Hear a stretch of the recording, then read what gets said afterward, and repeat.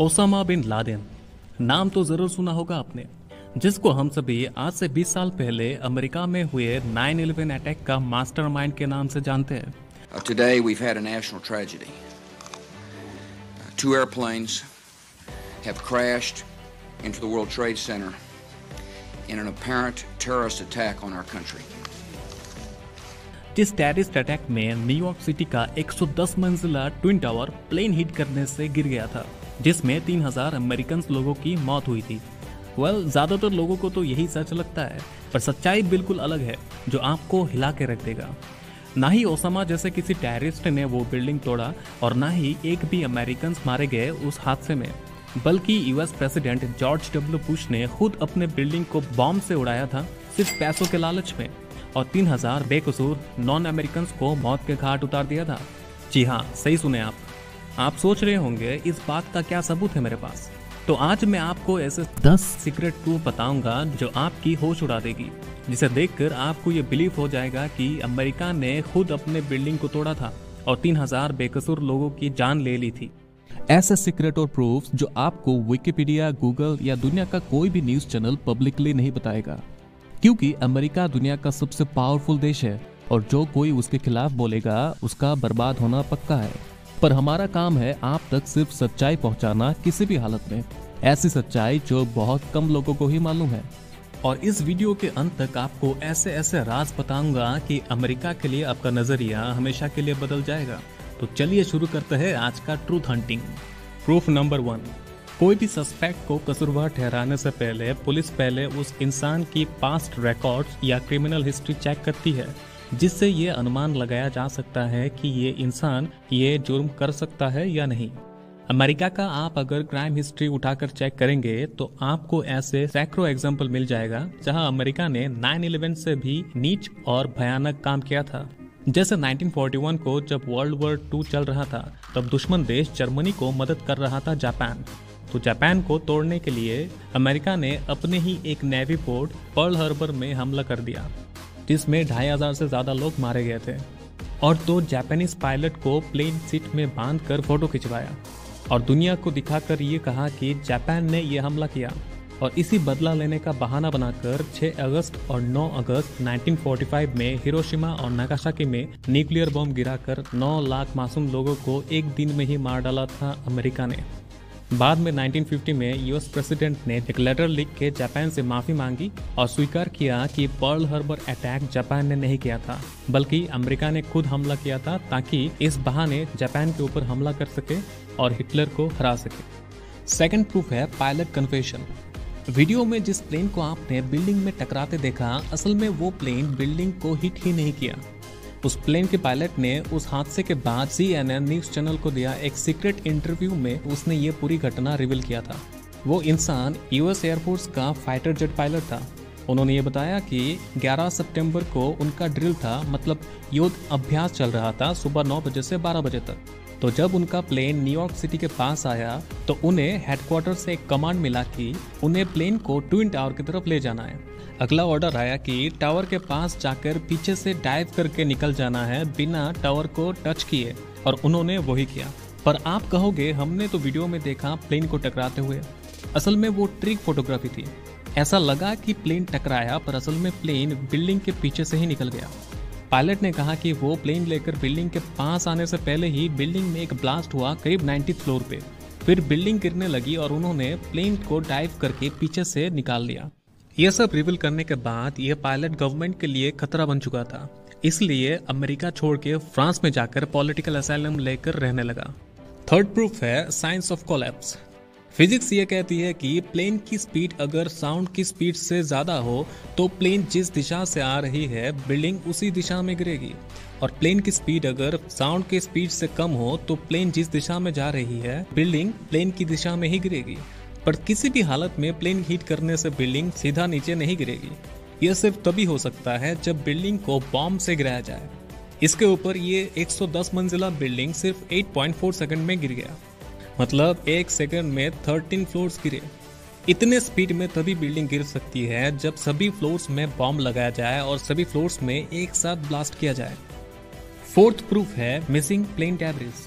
Building गिरने के बाद फायर डिपार्टमेंट वाले पहुंचे आग बुझाने।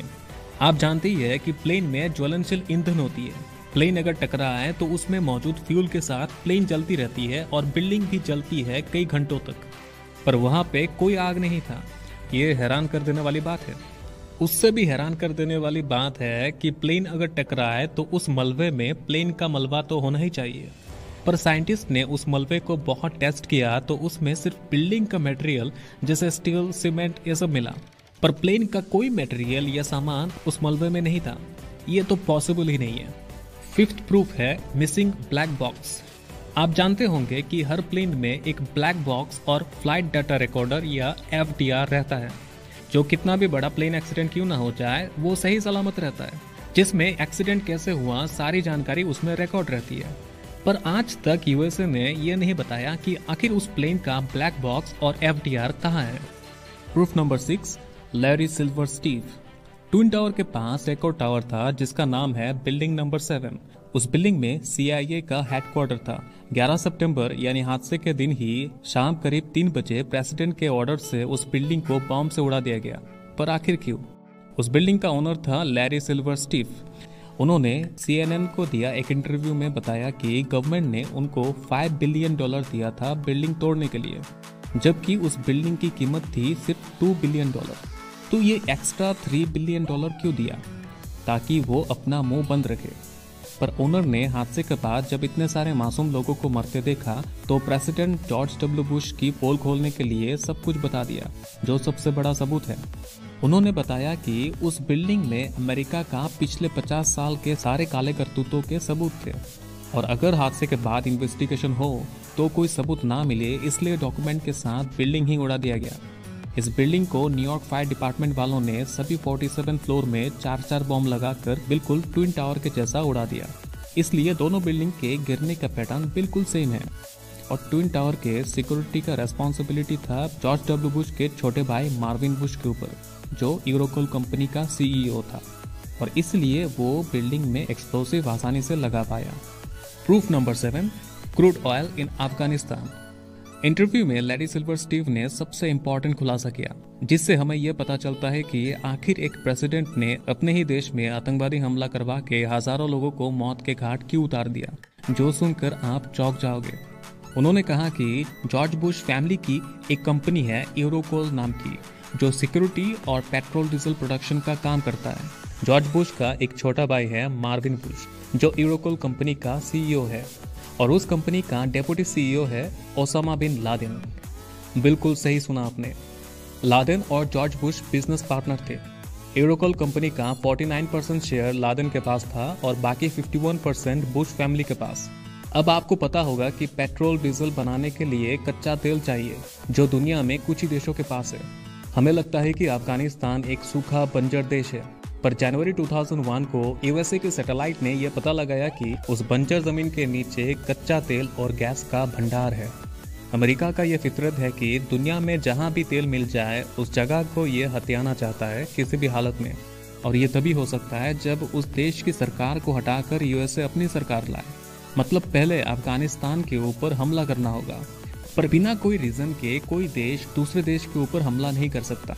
इसलिए प्लान बनाकर पहले ओसामा बिन लादेन से ट्विन टावर पे अटैक करवाया, और फिर लादेन को पकड़ने के बहाने USA ने अफगानिस्तान के ऊपर अटैक और बॉम्बिंग करके गवर्नमेंट को हटा दिया और अपना गवर्नमेंट बनाया 2004 में, जिसमें हामिद करजाई नाम के एक आदमी को अफगानिस्तान का प्रेसिडेंट बना दिया, जो यूरोकोल कंपनी का मैनेजर था, और उसका एक ही काम था अफगानिस्तान से सारा ऑयल और गैस को पाइपलाइन के थ्रू USA में डिलीवर करना।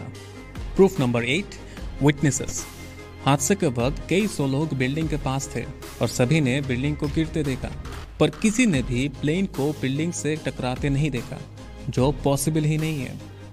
और आपको पता है, बिल्डिंग गिरने से अमेरिका को एक पैसा भी नुकसान नहीं हुआ, क्योंकि US गवर्नमेंट ने हादसे के कुछ दिन पहले 5 सितंबर को दोनों बिल्डिंग सऊदी अरब के एक शेख को बेच दिया, और बिल्डिंग का इंश्योरेंस मार्विन बुश ने जापान के एक कंपनी से करवाया। इसलिए बिल्डिंग गिरा उस शेख का और नुकसान हुआ जापान के उस इंश्योरेंस कंपनी का, और इसलिए अमेरिका को कोई फर्क नहीं पड़ा बिल्डिंग गिरने से।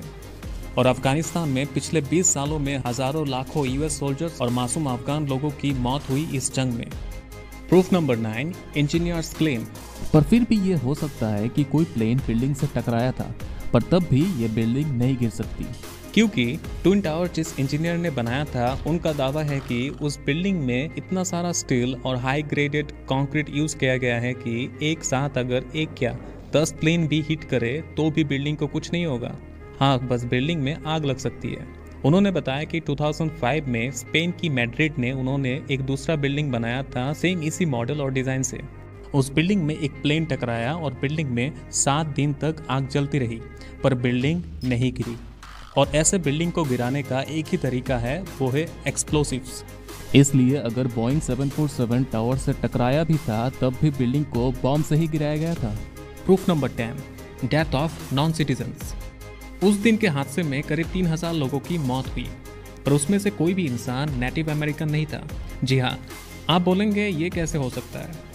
असल में हादसे के पिछले दिन यूएस प्रेसिडेंट ने लेटर लिखकर ऑर्डर जारी किया कि 9 सितंबर को ट्विन टावर में काम करने वाले सारे व्हाइट अमेरिकन को कंपलसरी छुट्टी दे दिया जाए, और उस दिन बिल्डिंग में सिर्फ सफाई और मेंटेनेंस करने वाले नॉन अमेरिकन एम्प्लॉय थे, क्योंकि अगर कोई नेटिव अमेरिकन मारा जाता तो गवर्नमेंट को कई 100 करोड़ रुपए कंपेंसेशन देना पड़ता, पर अगर कोई बाहर देश का मारा जाए तो बहुत कम कंपेंसेशन देना पड़ता है। इसलिए जो 3000 लोग मारे गए थे वो सभी India, Pakistan, China, Bangladesh, Europe जैसे बाहर के देश से थे। तो देखा आपने सिर्फ तेल के लिए अमेरिका ने क्या क्या किया। पर आप सिर्फ मेरे बातों पर बिलीव मत करिए। मैं चाहूंगा आप डिस्क्रिप्शन में दिए गए लिंक्स में जाकर इन प्रूफ्स और कॉन्स्पिरेसी थ्योरी को पहले खुद स्टडी करिए और फिर अपना फैसला लें। अमेरिका के और बहुत सारे हैरान कर देने वाले राज खोलेंगे हम किसी और वीडियो में। आज के लिए बस इतना ही। आशा करता हूँ आपको ये वीडियो पसंद आया होगा, और हाँ, लाइक शेयर करना बिल्कुल मत भूलिएगा। Take care.